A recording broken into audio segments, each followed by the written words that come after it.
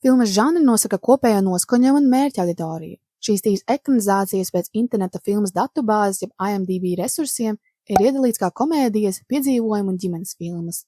Tā kā vairāk kārt filmās tiek dziedāts, apskatīsim arī mūzikla žanru, kas atzīmē citās mājaslapās kā Rotten Tomatoes. Fantāzijas žanrs tiks apskatīts nākamajā sērijā. Komēdija visās trīs ekranizācijās ir dominējošais aspekts. 2023. gada Wonka nedaudz uzspēlē dialogu, aktieru spēli un stāstījumu, izveidot nedaudz komisku, stereotipisku stāstu par labo un slikto pusi. Daži piemēri iekļauj sākuma ainu un policista priekšnieku graduālo resnumu. Tāpat arī šis dialogs un runas tonis, kas dzirdams epizodēs ar tiem konkurentiem. Savukārt 2005. gada adaptācija šo komēdijas žanru izpaužas ar vizualizācijām. To var ilustrēt šajā epizodē, kur Vilijs un pēdējie divi bērni brauc ar stikla liftu, sniedzot arī humoristisku piebildi. Vēl arī bija vairākas epizodes ar Vilija teikto, piemēram, šajā epizodē par kanibālismu. Pārējie piemēri apskata Vilija Wonka attēlojumu, piemēram, liftas sitiens, viņa attieksme pret bērniem, saruna ar terapeitu un sirmo matu epizodi. Klasiskajā versijā komēdija izpaužas ar Vilija Wonka darbībām kā pirmo iespaidu, attieksmi pret bērnu nelaimēm un tā tālāk. Humoristisko pieeju var arī novērot ar citiem tēliem, piemēram, šo izsalkušo tēvu. Piedzīvojumu žanrs redzams ar galveno varoņu iekāri pēc kaut kā, sniedzot skatītājiem satraukuma sajūtu, kas redzama pirmajās divās filmās ar zelta biļetes meklēšanu un šo bērnu nelaimēm. Šis žanrs arī izpaužas sakarā ar atrašanās vietu, kas būtu šokolādes fabrika.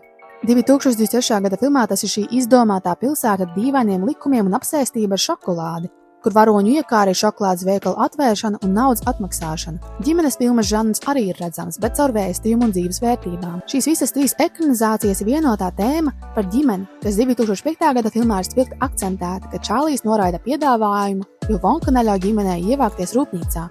Tas arī pastiprinās, kad Vilijs pārvar savas atmiņas un salapst ar tēvu. 1971. gada versijā tas ir apskatīts sākumā, kad Čārlijs izplīst ģimenei. 2023. gada Wonka šo ģimenes vēstījumu izceļ caur viņa atmiņām par mammu un šokolādi, nūdeles pagātni, kā arī to, ka ģimene nav tikai asinsradinieki. Visās trīs adaptācijās mūzikai un skaņai bija milzīga loma filmas stāstījumu un tēlu atspoguļošanā. Apskatot mūzikla žanru, ir svarīgi īsumā pārskatīt skaņas elementus. Jaunākajā filmā dziesmas ir optimistiskas ar prominentu cerību jaunajam Vilijam Wonkam, kas tikai vēlas sasniegt savus sapņus un dalīties ar prieku un izbrīnu caur šokolādi. To var sasaistīt ar pārveidoto dziesmu Pure Imagination, kas sākotnēji izskanēja 1971. gada filmas versijā.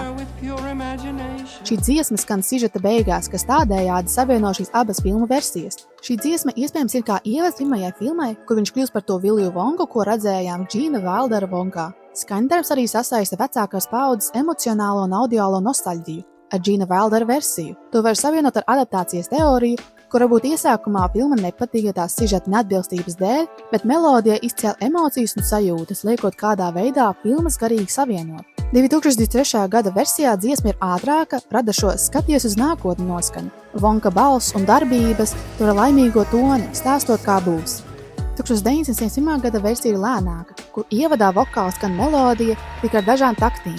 Tā atkārtojas un tad turpina nelielu orķestri. Tiek radīta intriģējoša noskaņa. 2023. gada versija arī sasaita Umpa Lumpas ienākšanu ar pirmās filmas skaņdarbu, kur Vilijs spēlēja mazu flautu, lai sasauktu Umpa Lumpas.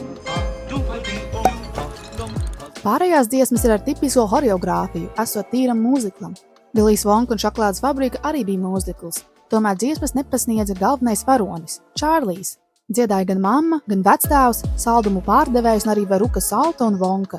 Protams, dziedāja arī Umpa Lumpas ar nelielu horeogrāfiju, kur dziesmas vārdi raksturoja bērnus, viņu sliktās īpašības, kas redzams bija arī 2005. gada versijā. 2005. gada adaptācija ir pat neuzskatīta par mūziklu, jo tik ļoti atšķiras no pārējām divām filmām, lai arī atskan dziesmas no Umpa Lumpām. Citi tēli nesāk pēkšņi dziedāt, kā pārējās filmās. Mūzika, kas atskanēja rūpnīcā, radīja mistisku un baisu atmosfēru, sniedzot skatītājiem priekšstatu caur aktierspēli un skaņdarbiem, ka šīs bērnu nelaimes un Wonka ir saistītas. Šo var tekstuāli manīt arī grāmatā. Izliktāmies milzīgi pārsteigts, uzsvērti vaicāja Misters Wonka. Arī pat klusie filmas brīži bez skaņdarbiem pastiprināja radīto spriedzi. Kamēr 2005. gada filma deva dīvainu noskaņu, pārējās divas sniedza sajūsmu un izbrīnu ar skaņdarbu palīdzību. Katra ekranizācija žanrus akcentēja savā veidā ar dažādām epizodēm. Komēdiskajā ziņā arī grāmatā reizēm bija humoristiskais naratīvs, tomēr filmās to bija vieglāk parādīt.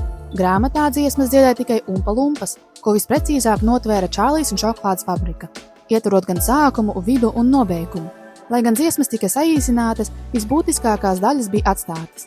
1961. gada versijā izņēma kādus 2-3 teikumus, ko apvienoja ar oriģināliem vārdiem. Var teikt, ka Umpa Lumpas dziesmas gan grāmatā, gan filmās bija oriģinālie, neglājmojošie dziesmu rakstītāji. No skaņas efektiem bija dzirdams Vonga spieķis, konfekšu taisīšana, durvju čīkstēšana, idejas attēlojums un tā tālāk. Šīs dziesmas un skaņdarbi palīdzēja nojaust filmas noskaņu, dodot arī mājienus par notiekošo.